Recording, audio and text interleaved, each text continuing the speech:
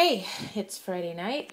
We are drinking wine and making some almond flour cheddar crackers. Okay, so this is my recipe. I'm sure it is on my blog. And I'm doubling it like I often do. So I have 2 cups of blanched almond flour here. And I'm going to show you my setup really quick. So I've got my measuring stuff, my handy awesome rolling pin, and I have it set to 2 millimeters with these little discs that you can adjust on the sides so that you get perfect crackers when you roll them out. It's so awesome. I love these measuring tools because you can measure things like honey and butter, and you can just pack it in and squeeze it out and know you're getting exact measurements. These are must-haves for your kitchen. I think I got these at Sur La Table on sale, but I ordered the big size on Amazon, which is for larger quantities. They get really bad, not very good reviews, but I love these. Obviously for measuring honey and sticky things. They don't get stuck. It comes all out. So that's that. And I have some of my other ingredients. I have my baking pan, which is actually the dreadful aluminum, but it's not going to touch. So I'm okay with that. It's old. It's not going to touch. I'm going to use the If You Care pre-cut parchment paper. And my oven is preheated. And we're going to make some crackers. Let me get this set up for you. Let's see what the best way is here.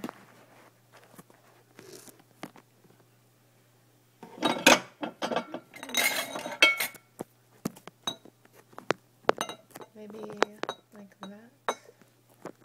Bear with me. I cut that out anyway.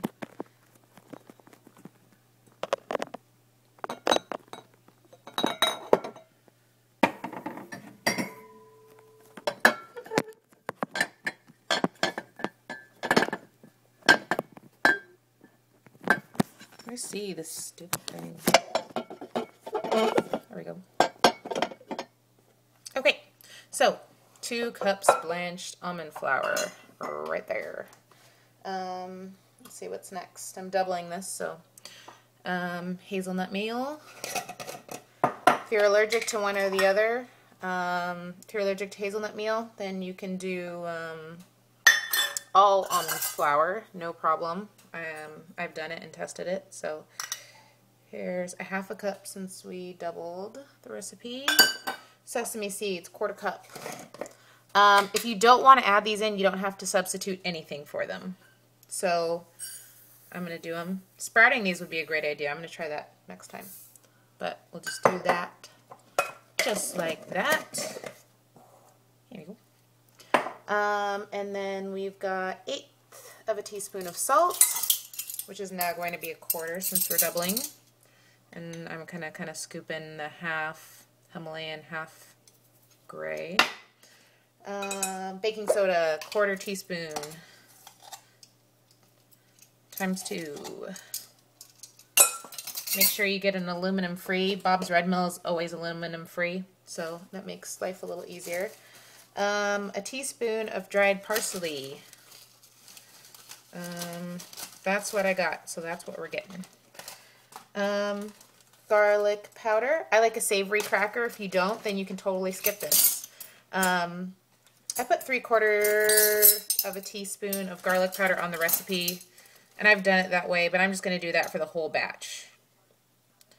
So I always buy mine at New Seasons, kind of fresh, and I go through them pretty quick. So there is our dry ingredients, and I'm going to whisk that up.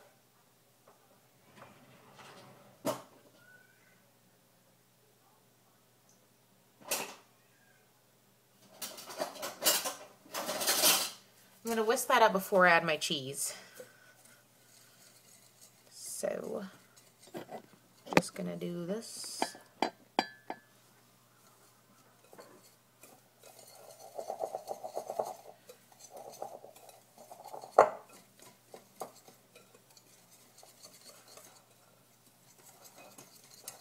get all that baking soda mixed in good.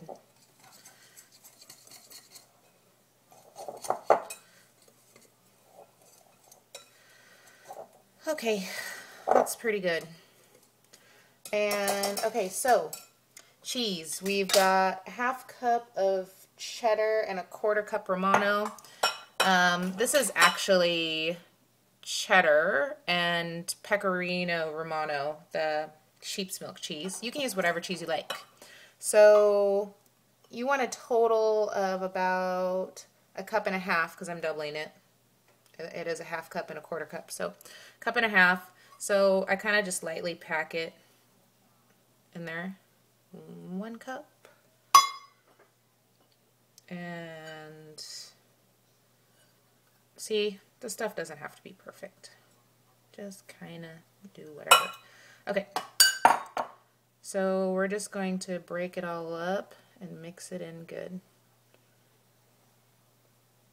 Clean hands, hopefully. Break up all the cheese. Make sure it's good not to pack your cheese too much because it's easier to break up if it's kind of lightly packed. I just grated it myself. I don't ever buy grated cheese. Unless it's Parmesan, maybe. So work that in. You could use a bigger bowl. That would be wiser. Or wise. So I'm going to make sure the cheese is really distributed evenly. Okay, it is. So now we're going to do our wet ingredients. Our wet ingredients are oil and egg. So 2 eggs. I always crack eggs into something different to make sure I don't accidentally crack shell into my whatever I'm baking. Just kind of smart. So I'm going to peek in there and make sure there's no shells, and I'm going to pour it out of the opposite edge that I cracked because sometimes there's remnants of shell. Salmonella actually comes from the shell, not the inside of the egg, so shell is what you want to keep out. And since mine are washed eggs and they're happy chicken eggs, not, you know, factory eggs, local eggs, I'm probably not going to have a problem with it, but you always wash your eggs. Okay, so there's that. And then we're doing, so that's 2 eggs, since I doubled the recipe, and 2 tablespoons of coconut oil or ghee. Ooh, gosh, I just got some Kerrygold butter. That would be good, but this is already ready to go, so I'm going to just do coconut oil. I kind of melt it just because it's easier to measure and easier to do, but as you can see, I don't have enough melted, so I'm just going to eyeball the rest. I'm going to be working this dough with my hands, so it's going to melt anyway. So I'm going to whisk our wet ingredients. I always double almost everything. As long as I've tried the recipe once, I don't double anything I haven't tried. Because who wants to waste expensive ingredients on really expensive ingredients on recipes you really don't know if they're good. So that is good. We're going to put the wet and the dry. And if I've learned anything from Martha Stewart, it's always scrape your bowls. You shouldn't waste anything. And if you want your recipes to turn out correct, include everything that's supposed to be in them. So always scrape your bowls. If you don't have a good scraper, that's definitely on the must-have. And I, of course, have a sparkly pink one that's Le Creuset. But you can get them anywhere.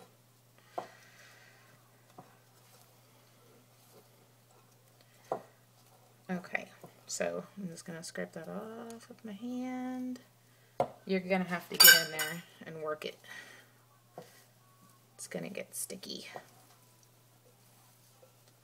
So my countertop's nice and clean. I can do that. That's why you always want to start with a clean surface, because It's just easier, and I'm messy, so work it in until it's kind of a dough. Get it all to stick. There we go. Easy, easy. So this is, for me, this double recipe is probably going to make, you know, 3 or 4 sheets of crackers. So I'm just going to take like a small amount. It's easier to add than to take away, so I'm going to start with like this much, which is probably like the equivalent of about a cup, just barely. And we're going to roll it out. So I'm going to take my parchment paper. These are the pre-cut ones. Very convenient. So 2 pieces of parchment paper. If you don't know this trick, you do now. Get some perfect crackers. So we have my rolling pin, and it's set on 2 millimeters. This is a Joseph brand. I got it at like TJ Maxx or Marshall's for like 10 bucks. Oh, I love it. Perfect crackers every time. So we're just going to roll through here. You might have to turn it this way to get it. And you're just going to roll as hard as you can because you want it to, all the cracker to be exactly the same. Nice and perfect.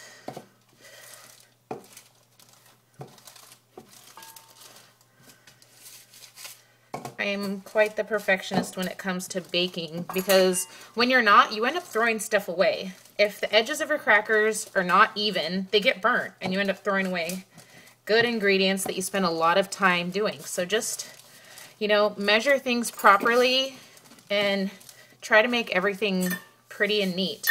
Okay, so that's rolled out like perfect. So lift that off. Hope you can see that.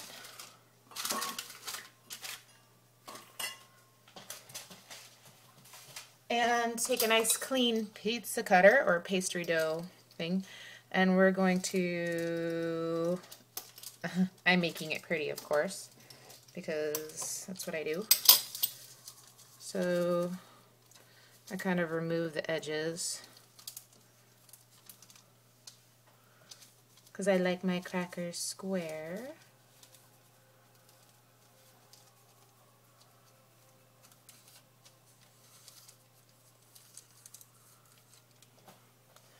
And then you want to score your crackers.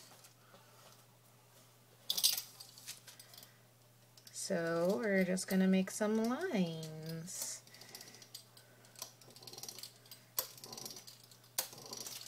And just think about whatever size crackers you want. I like to make small ones and big ones in case you want to stack things on top of them, depending on what you're doing them for. If you're doing like them for like tortilla chip style for like guacamole. So I like the kind of, I like this old cookie sheet I have because it is flat and you can slide right on there. So this is going to go in my preheated oven.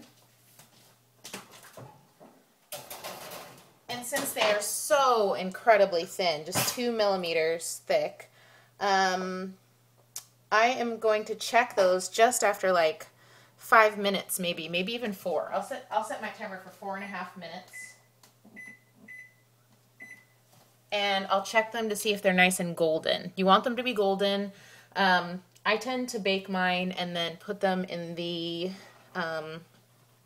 food dehydrator after because I like them really, really crispy without burning them. So that's going to be the first batch, and I'll show you what they look like when they come out.